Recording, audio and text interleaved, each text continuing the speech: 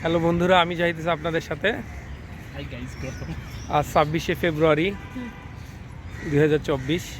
আমরা আসছি রমনা পার্কে। পার্কটা খুবই চমৎকার। আমাদের চারপাশটা একটু দেখাই।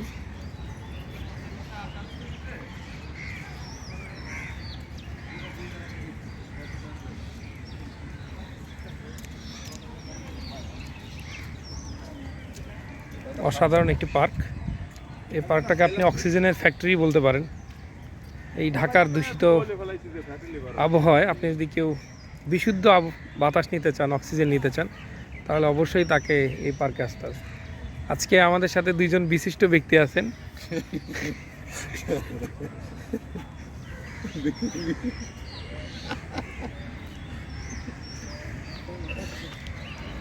একজন হচ্ছে জনস্বাস্থ্য প্রকৌশলী এক্সিয়েন রকুনুজ্জামান, আর একজন হচ্ছেন পিডিবির এক্সিয়েন সাব ডিভিশন ইঞ্জিনিয়ার ফকির বিপ্লব।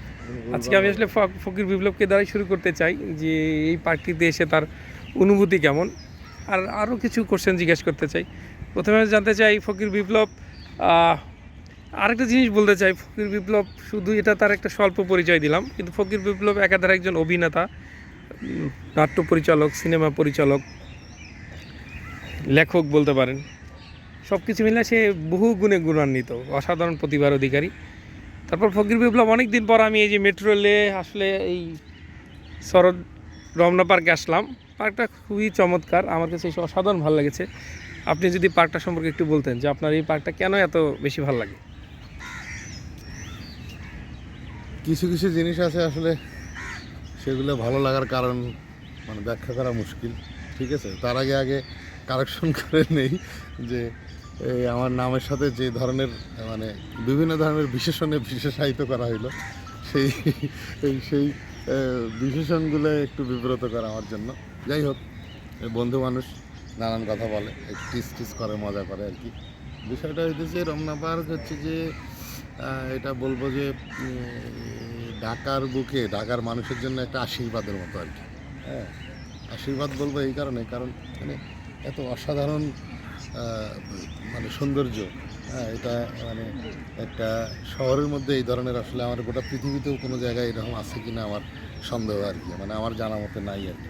হয়তো আছে, সেগুলোর প্যাটার্ন আলাদা, সেগুলোর ধরন আলাদা, বা সেগুলো হয়তো আরও আধুনিক নানা ধরনের বিষয় থাকতে পারে। কিন্তু এটা হচ্ছে যে একেবারে ন্যাচারাল যে বিষয়, প্রাকৃতিক বিষয় বলতে এটা হাজার হাজার প্রজাতির গাছ, তারপরে বিভিন্ন ধরনের ফুল, তারপরে পাখি, তারপরে কাঠবিড়ালি কিন্তু একদম অহরহ চোখে পড়ে। হ্যাঁ, আমি চারপাশে বেশ দেখতে পেলাম। এবং আপনি যদি পাখির ডাক শুনতে চান, যে ধরেন আপনি দীর্ঘদিন ধরে ঢাকায় আছেন, গ্রামে যাওয়া হয় না, বাড়িতে যাওয়া হয় না, বা কোনো প্রাকৃতিক পরিবেশে যাওয়া হয় না, তা আপনি একটু পাখির ডাক শুনবেন, বা আপনি একটু এইরকম প্রাকৃতিক পরিবেশে একটু বুক ভরে নিঃশ্বাস নেবেন। তো সেই জায়গায় কিন্তু আমি মনে করি যে রমনা পার্ক অসাধারণ একটা জায়গা। আমার আসলে বাসা দূরে হওয়ার কারণে প্রতিদিন আসা হয় না ওইভাবে, তবে বন্ধের দিনগুলোতে মোটামুটি আমি চেষ্টা করি যে 1 ঘন্টা 2 ঘন্টা সকালবেলা যতটুকু থাকা যায় আর কি। আমি আরেকটা জিনিস অ্যাড করতে চাই। আমি যখন অনেক আগে একবার রমনা পার্কে এসেছিলাম, পার্কটা তখন এতটা চমৎকার ছিল না, কিন্তু এখন মনে হচ্ছে নতুন করে সংস্কার কাজ করে অনেক সুন্দর বসার জায়গা করে দিয়েছেন, বাচ্চাদের খেলার জায়গা করে দিয়েছেন। চারপাশটায় অনেক পরিবর্তন লক্ষ্য করছি। আপনি কি এই পরিবর্তনটা লক্ষ্য করছেন? না, পরিবর্তন তো অবশ্যই লক্ষণীয়। আমি রমনা পার্কে বহু আগে থেকে আসি, প্রায় হয়তো 15 বছরেরও বেশি হবে। হ্যাঁ, তখন হয়তো রেগুলার আসা হইতো না, মাঝে মাঝে আসা হইতো, কিন্তু এখন হয়তো একটা রেগুলার ইন্টারভেল, ছুটির দিন পাইলেই ছুটি। এই যে ফকির বিপ্লব, আপনি একটু আগে এখানে কাঠবিড়ালির কথা বললেন, এই যে এখানেই দেখা যাচ্ছে কাঠবিড়াল অলরেডি চলে আসছে। আপনি যদি দেখেন, এই যে অলরেডি দৌড়াচ্ছে। সত্যি অসাধারণ। সরি আপনাকে, আমি আপনার কথা বিঘ্ন ঘটানোর জন্য। না, কথা তেমন বলার কিছু নেই, আমার কাছে ভালো লাগে।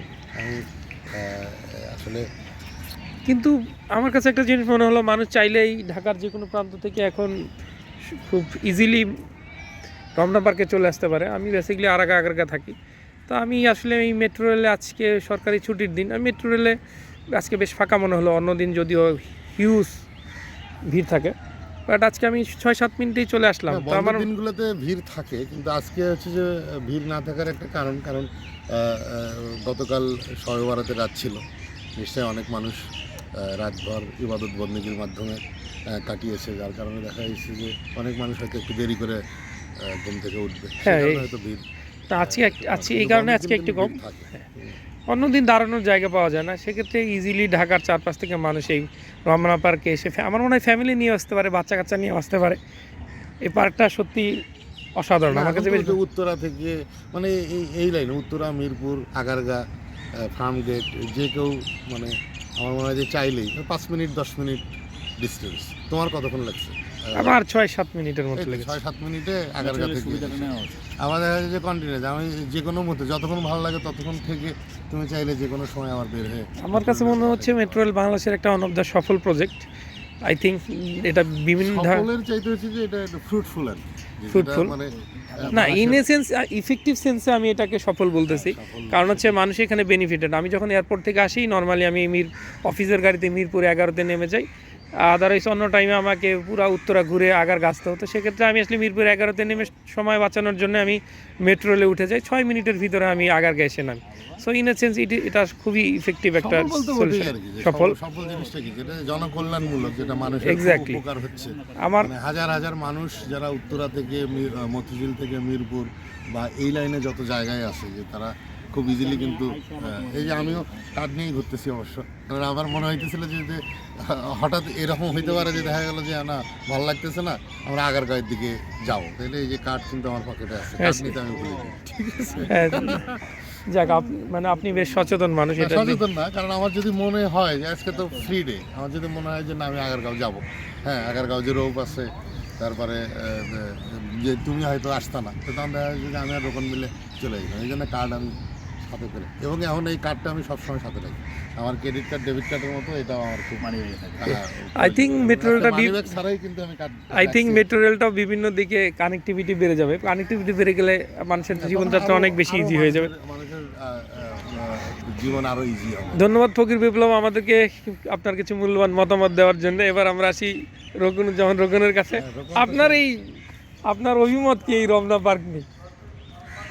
ধন্যবাদ। আমরা আসলে রমনা পার্কটাকে ঢাকার ফুসফুস বলতে পারি। ঢাকা শহরের এই বিষাক্ত আবহাওয়াতে আমরা একটু প্রাণ ভরে শ্বাস নেওয়ার জন্য রমনা পার্কে ভোরবেলায় নির্মল আবহাওয়াতে সকলেরই আসা উচিত। আমি মাঝে মাঝেই এসে থাকি, বিশেষ করে আমাদের বন্ধু ফকির বিপ্লবের আহ্বানে সাড়া দিয়ে আমরা এখানে আসি। আর আজকে আরেকটা সুযোগ নিলাম, সেটা হচ্ছে মেট্রো রেল ফার্মগেট থেকে খুব সহজেই মাত্র 5 মিনিটে রমনা পার্কে চলে আসলাম। এটা আসলে আমাদের জন্য, ঢাকার জন্য একটা বড় আশীর্বাদ, সরকারের সফল প্রজেক্ট, এর জন্য সরকারকে ধন্যবাদ। আমরা প্রত্যেকেরই উচিত যে কর্মব্যস্ততার মাঝে একটু নিজের জন্য সময় বের করা, এবং সেটার জন্য উত্তম সময় হতে পারে এই ভোরবেলাটা। নির্মল আবহাওয়ায় নিজেকে কিছু সময় দেওয়া যায়, এবং নিজের সুস্বাস্থ্য রক্ষার জন্য এটি নিয়মিত হাঁটা, ব্যায়াম করা, নির্মল আবহাওয়ায় শ্বাস নিতে পারাটা এটা অত্যন্ত জরুরি। ধন্যবাদ আপনার চমৎকার মতামতের জন্য। বন্ধুরা, আপনারা শুনতে পেলেন দুইজন বিশিষ্ট ব্যক্তির অভিমত এই রমনা পার্ক নিয়ে। দেখেন, আমি যদি আপনাদের ক্লোজলি দেখাই, এই যে আপনারা দেখতে পাচ্ছেন সেই কাঠবিড়ালি, দেখেন সত্যি পার্কটা চমৎকার, অসাধারণ। আপনারা যে কেউ সকালবেলা বিকালবেলা এখানে আসতে পারেন, একা আসতে পারেন, ফ্যামিলি নিয়ে আসতে পারেন, ফ্রেন্ডরা মিলে আসতে পারেন। আশা করি আপনারা কেউ হতাশ হবেন না। বাচ্চাদের জন্য সুন্দর খেলার জায়গা আছে, এখানে চমৎকার একটি লেক আছে জাস্ট এই পাশেই, সত্যি চমৎকার। ধন্যবাদ সবাইকে সাথে থাকার জন্য। দেখা হবে আপনাদের সাথে অন্য কোনো নতুন জায়গায়। সবাইকে ধন্যবাদ।